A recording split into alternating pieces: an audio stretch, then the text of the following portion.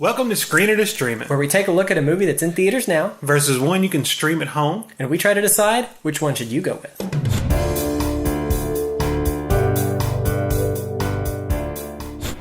This time on Screen It or Stream It, we're talking murder. Murder most foul. Well, no, not that kind of murder. Murder on the Orient Express, though. It was kind of foul. It was a bit. It was a bit. There was no poultry. A lot of the stabby... I see what you did there. A lot of the stabby. So, the gist of it is a story about the greatest detective in the world. I cannot pronounce his name because it's very French. Hercule Poirot. But he's got this wonderful mustache. It is the most amazing thing I have ever seen. Honestly, it was quite wonderful. It even had a protector when he went to sleep. I fear the mustache. You should. I digress. Anyway, he is basically tired. He's so good at his job. Everyone always has him in demand to solve these cases. And he can find stuff by, it's just very... Oh, there was a crack in the wall.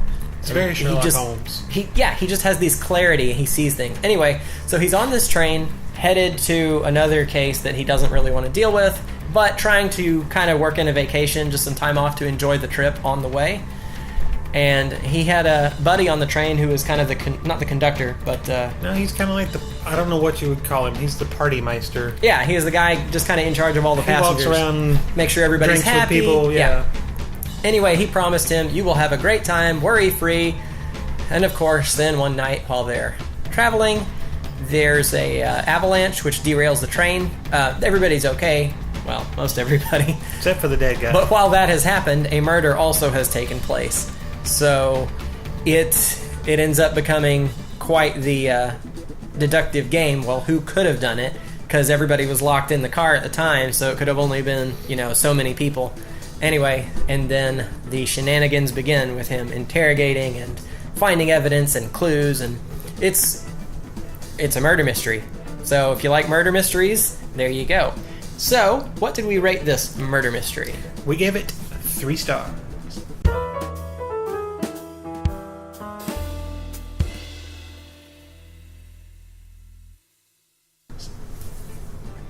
All right, 3 stars, and frankly, I was kind of bordering on more than 3, but I think 3 is fair for what it is. So, this is a murder mystery movie. It's Agatha Christie. Yeah, it's a classic. And it's all about the whodunit. Mm-hmm. So there's a little bit of setup, but once one of the characters dies, the entire movie is about trying to figure out who done it. Mm-hmm. And they did a really good job of... they kept giving you enough clues, and he kept discovering enough things that you'd be like, okay, yeah, it's that guy. I'm sure it's that guy. And then something else would come up and oh, no, wait. It could be it's that guy. one. Yeah. And so there was enough to keep you guessing so that you didn't just figure it out, instantly. I would have given it 4 stars. So we didn't... I almost did, like I said. Like a lot of times when we rate movies, they average out and we give you an average. So somebody will be a 2, somebody will be a 4, and it comes out to be a 3. But not this time. We were 3s across the board. And again, same with me. I would have gone 4 stars, except for the ending.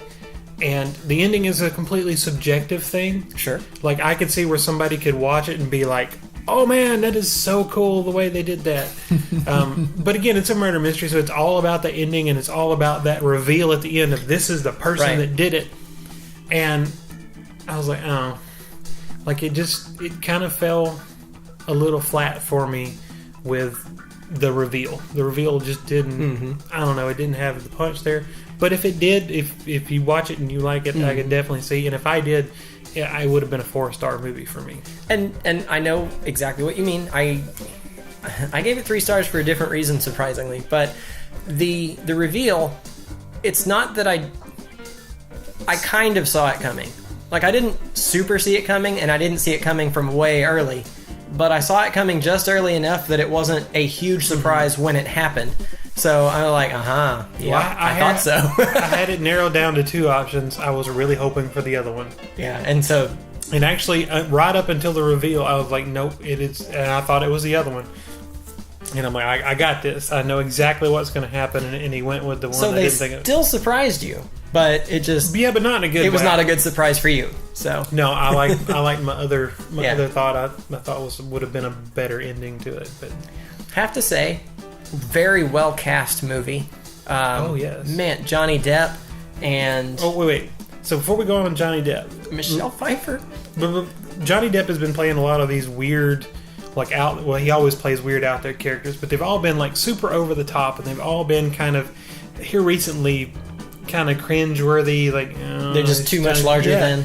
But he does it. Like he has a character, he plays that character, and that character is fine. All right, go on. Michelle Pfeiffer does a great job. Daisy Ridley, yes, the Star Wars chick. Really cute in this. Yeah, she's adorable. I love her. She is. Does a good job. I know there were more. Oh, Willem Dafoe. Willem Dafoe. Oh my gosh. He is an Austrian science. Well, he's an engineer, right? He's going to an engineering conference to speak. Or something. And quite a lot of eugenics stuff was brought up. So that was because it's 1890s or something. So, but no, he did a great job. The guy that was Johnny Depp's assistant guy. I know was he in? No, I've seen him in a bunch of stuff. Was he in Fantastic Beasts? Was that the same guy? I don't think so. I can't remember, but he did a good job. It was an ensemble cast because it was Johnny Depp going from Johnny Depp. Dang, I got Johnny Depp on the brain. It was Kenneth Branagh, who's Hercule. I remember him from Harry Potter. I can't pronounce it at all, so I just do it ridiculously. But he's going from person to person. So, like, all of those people have to be good because it's him jumping from one to the next, right? Interviewing, and they all do a great job with their parts. Who was she? The Duchess, the older lady. Yeah, I know her. She's been in a ton of stuff too, but I cannot remember her name offhand. I feel bad about that. I'm sorry, but I thought they did a good job. Like, I wasn't disappointed with the murder. I wasn't disappointed with like the interrogation. And so there were 3 stages to this movie for me. First stage is 5 stars.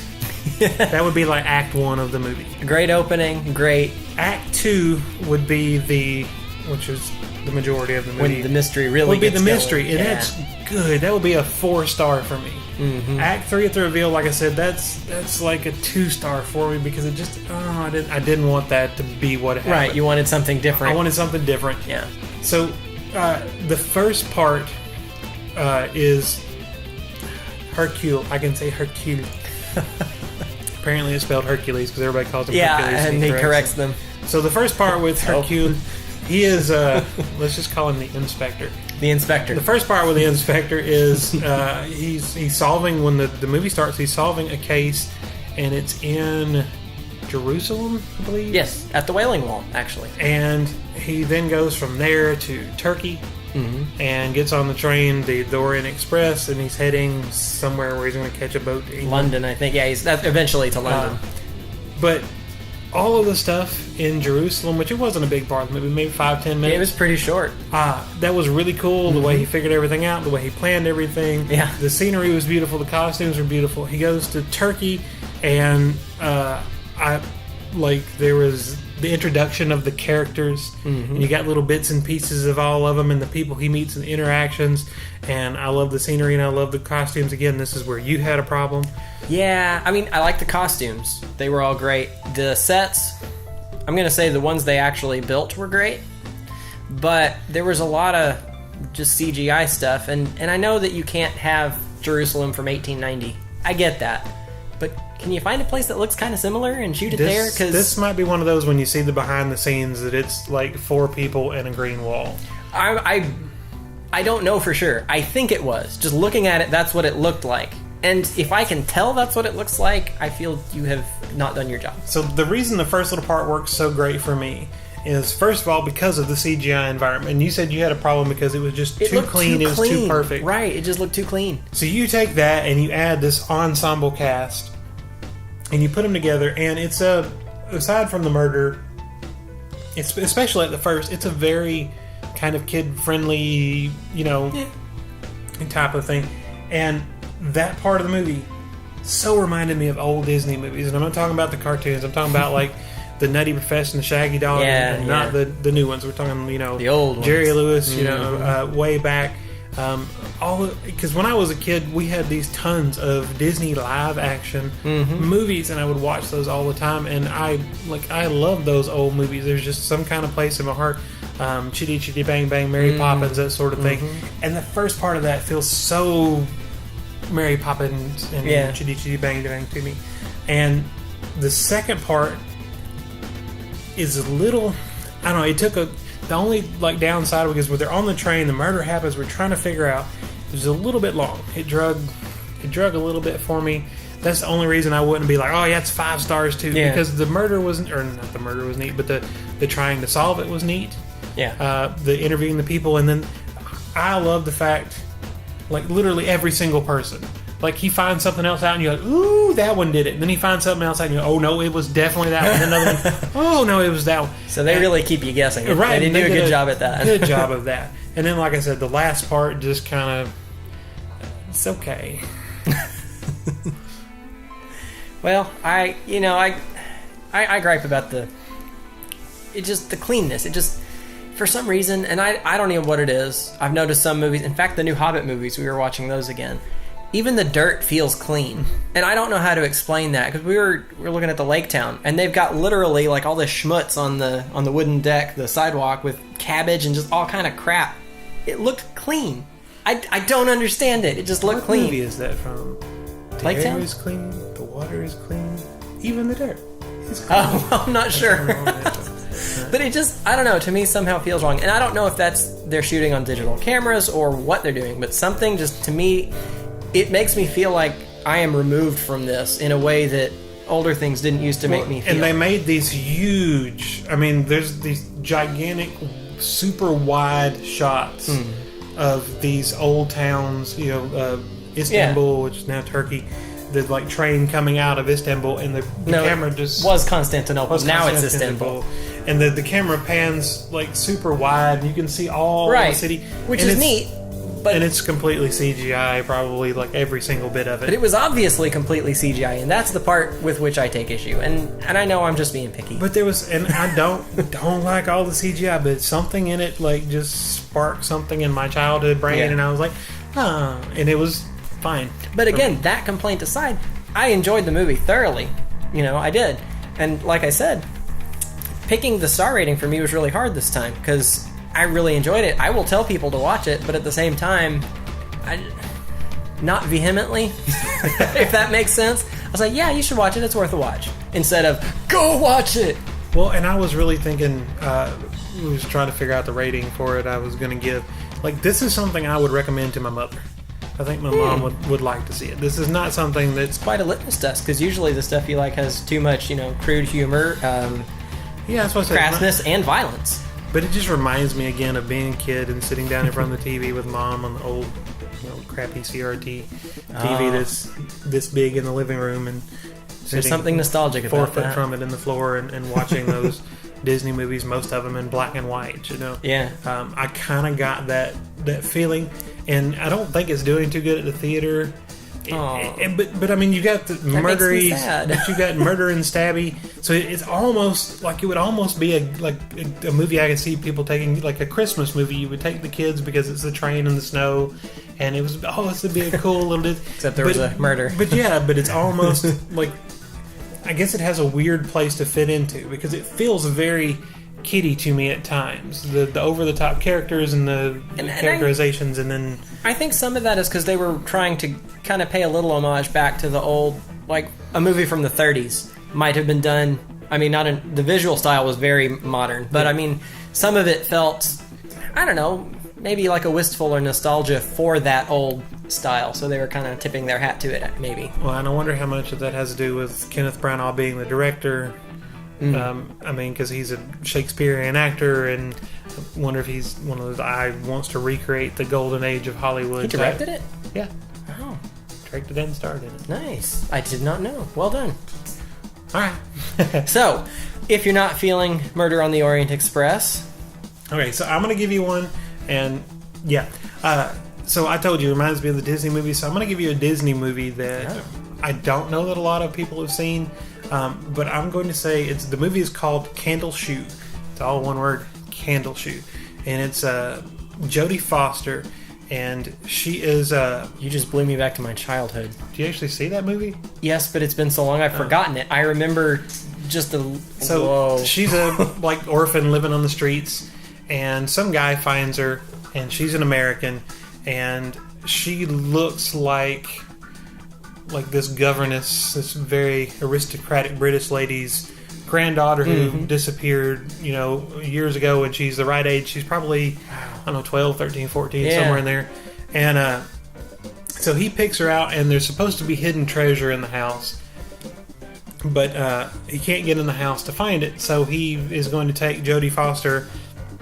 He teaches her enough things to act like a lady, to present her as... to stick her in the house so that she can go through the house at night and try to find the location of the hidden treasure. And the lady takes on she adopts a whole bunch of kids. She's a wealthy lady, her husband's dead, and she's living in this big house by herself, so she's just a kind-hearted old lady, and she adopts all these kids. And so you get they're kids, but you still get the ensemble cast. They all have these, wildly different personalities.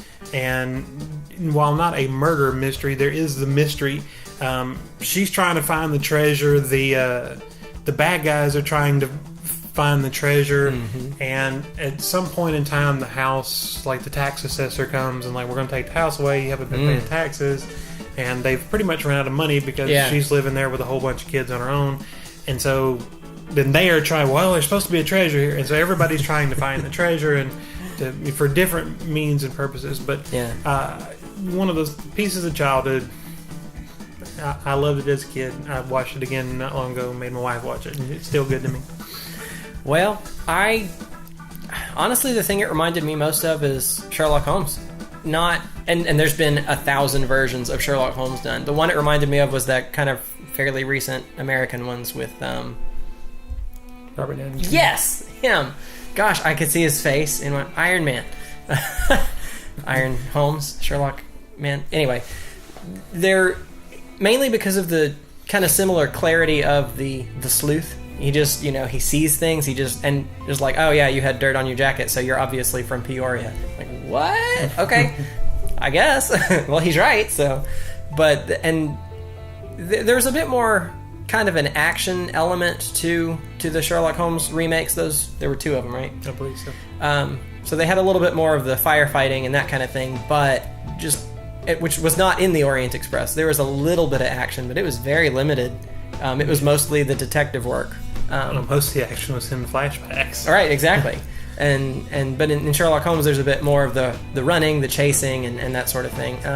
But just as far as the detective, the very amazing detective solving an impossible crime because there's not really enough evidence, but he makes these connections. That in that respect, it really reminded me. And they both had a somewhat similar sense of fun, more so in the Sherlock Holmes versions with Robert Downey Jr., I think. So anyway, that's my pick. It's probably not the best pick, but Bill and Ted's Excellent Adventure. That's where the dirt is. Even the dirt's clean. Oh no! It took me forever, but I remembered it. Wow. Yeah, that one.